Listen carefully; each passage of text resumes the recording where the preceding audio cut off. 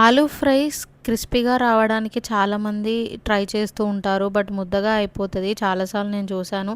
But ఇలా మీరు నేను చేసే విధంగా చేసుకుంటే మాత్రం పర్ఫెక్ట్‌లీ క్రిస్పీగా వస్తది ఆలూ ఫ్రై అనేది. ఫస్ట్ అయితే మనం ఆలూని చిన్న చిన్నగా కట్ చేసుకోవాలి. సో దట్ క్విక్‌గా అయిపోతుందనమాట ఆలూ ఫ్రై అయితే. పెద్ద పెద్దగా కట్ చేసుకుంటే అంత ఈజీగా ఆలూ ఫ్రై అవ్వదు. సో మనం ఆలూ ఫ్రై కట్ చేసుకున్న తర్వాత సాల్ట్ వేసుకోవాలి. సాల్ట్ వేసుకొని మిక్స్ చేసుకోవాలనమాట. నేను చూపిస్తున్న విధంగా మీరు సాల్ట్ ఏసి మిక్స్ చేసుకోవాలి. ఒక 4-5 మినిట్స్ వరకు. సో దాట్ మీకు ఆలూ ఫ్రై అనేది క్రిస్పీగా వస్తాయి. ఇదే మెయిన్ టిప్ అనమాట ఆలూ ఫ్రై క్రిస్పీగా రావడానికి. 5 మినిట్స్ సాల్ట్‌లో మిక్స్ చేసుకున్నాక దాన్ని నీట్‌గా వాష్ చేసుకోవాలి. 5 మినిట్స్ వదిలేయాలి.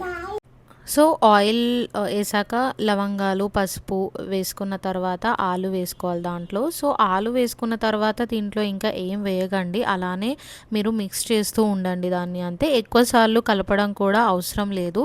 జస్ట్ అలా సార్ట్ చేస్తూ ఉండండి అప్పుడప్పుడు అంతే. సో మెల్లిమెల్లిగా ఇది జస్ట్ సిమ్‌లో పెట్టుకొని చేసుకోండి. సో దట్ మీకు మాడకుండా ఉంటుంది. ఆలు కుక్ అయ్యాక ఉప్పు, కారం వేసి స్టవ్ ఆఫ్ చేయొచ్చు. Thank you. బాయ్.